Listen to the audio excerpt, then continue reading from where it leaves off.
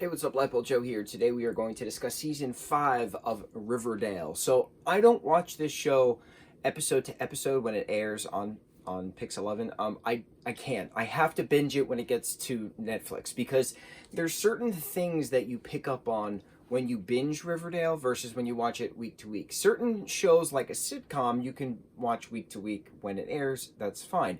But scripted shows that it's just one story after another that leads into the next, like Riverdale, you have to watch as a binge show. That's why it was very important when Chilling Adventures of Sabrina, the 4 parts slash seasons that we got on Netflix before it was canceled, very important because it was it's bingeable. You watch one story after another because it flows. So with doing that with Riverdale, the beginning of season 5, someone mentions that the cast is coming. Our foursome are coming back to Riverdale because Pops died, so they're trying to figure out who killed him. But that never happens because then the next reason for the foursome to come back to Riverdale 7 years after they graduate, and it was nice getting a closure story of high school, and then we have a 7-year later time jump, which I'm very thankful for. It's to celebrate Pop's retirement party. But the last thing we see of Veronica at the closing of the high school story was that she was signing over Pop's chocolate shop to Pop. And then, it was referenced that Tony Topaz bought the entirety, unless it was just Tony Topaz bought Love on Wheat, which is the speakeasy downstairs, and then Pop still technically owned the chocolate shop, which was upstairs. But then his granddaughter Tabitha came from Chicago to, take that over. So it's kind of like, I feel like details were missing about who owned Pop's Diner when within that 7-year time period. Like, if Tony Topaz got certain money together to buy the White Worm downstairs, where does the Pop's retirement party come from? Does Pop not own downstairs, even though it's the same building? It's very confusing. I did we got a Hiram Lodge origin story before he was exiled, before he then bombs Archie's house. That was very interesting. I liked that Mothman twist of why are girls missing? Why are where's Polly? Where's Polly Cooper?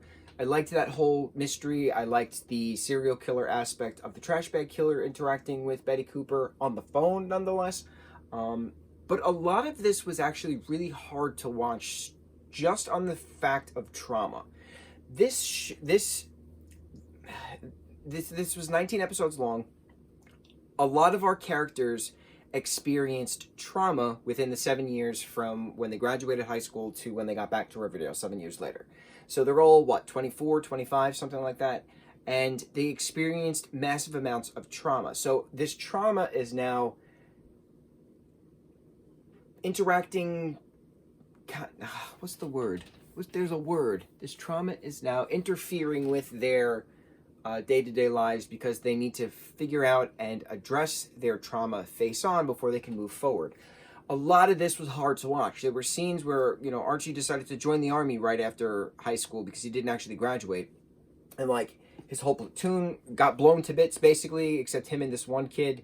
Then it's just a matter of trying to make sure that the general who had secret intentions is, vilified as the treasonous villain. Then you had Betty's trauma of being captured by the trash bag killer but allowed to live. Then you have Jughead's trauma of heavy alcohol and drug use within New York City, him being a writer. You have some of Cheryl's trauma. You have some of Kevin's trauma. You have some of Veronica's trauma. She has a toxic marriage after her husband crashed a helicopter. A lot of stuff, a lot of trauma that was dealt with. So the benefit of Riverdale is you have one story intertwining with another story. And then you have Cheryl Blossom starting up with witchcraft, which leads into Sabrina Spellman coming back from the dead within season 6, joining forces of witchcraft. We get the actual origin of the Blossom curse, why Riverdale is cursed. That was pretty neat. Palladium in the mines, that was a big thing. Uncle Frank coming into the picture again, that was really neat. There was just certain things. I really wish Molly Ringwald was in this. I know his mom wasn't in the aftermath of the 7 years later. She was in the beginning of it. We get to know who made those videos for the season 4 bit being Jellybean and her friends all along. Crazy. But then, of course, Skeet Ulrich is no longer in Riverdale. He's in Toledo with Jellybean and, other serpents. Tony Topaz having a kid with Fangs Fogarty. Oh my god. What a hot, sexy couple. The two gay parents having a child together and then actually falling in love with each other. Very interesting character development. I was not expecting that at all. Cheryl taking in a stray. Just so many different things stand out, but it was cool because it overlaps, and that was the point of me stating this in the beginning of this review / discussion, because it's mainly a discussion. I can't watch this show one episode after another when it airs. I have to binge it because you follow the clues of one thing leading to the other, and then you see things that stand out and you see things that don't stand out. So I'm very curious how season 6 is going to play about with Cheryl and witchcraft and Sabrina Spellman coming back from the dead somehow, because we knew Chilling Adventures of Sabrina, Chaos as we fans call it, is in the same Archieverse as Riverdale and Katie Keene's story, I can't remember the name of the story. What the hell was her show? It only lasted like 2 seasons. Whatever. I'm very curious how Sabrina Spellman's coming back from the dead. Does Cheryl Blossom bring Sabrina Spellman back from the dead? Can a boy hope? Yo, this was a great season. It was just super hard to watch with all the trauma stuff. And it's interesting because a lot of people watch shows to escape, right? Escape their realities. And a lot of people have trauma in their own realities. So to have trauma being reflected from your reality to a fictitious reality, it must have been very difficult for some people, and I can't imagine what they're going through, what they're experiencing, and how they're dealing, or how they're not dealing. But I think it was important to show these levels of trauma with these millennials in their 20s, in their mid-20s, because life is hard, and you don't need a serial killer to tell you life is hard. You don't need to join the army and absolute chaos with deaths of your fellow platoon to show you chaos. But life is hard, and people have different versions of hard. So I think it's important for shows like Riverdale to exist to reflect that life is hard. Same thing with 13 Reasons Why. Life is hard. So it's a reflection of knowing you're not alone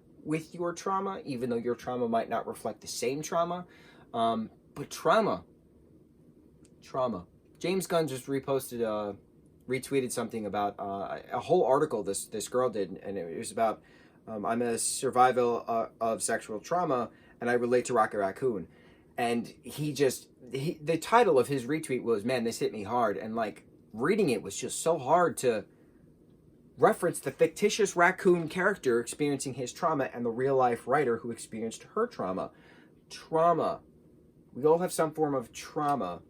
And it's hard to deal with sometimes, and it's important for shows, books, movies, comics, something to reflect that trauma, knowing that you're not alone and giving us options on how to deal with stuff based off of what other characters are seen doing. Very important show, and I know it gets a lot of crap. The only thing I did not like about this season, to be completely honest, far too much singing. Oh my god, far too much singing. I did like that, the horror, murder, mystery stuff. That is our good old Riverdale. So on to season 6. Whenever that airs and comes out to Netflix, I will gladly binge it. But I cannot wait for our dear Brina to come to Riverdale to grace us amongst us with her presence from the afterlife somehow. Very curious how that's happening. On to the next review. Mucho mahalo.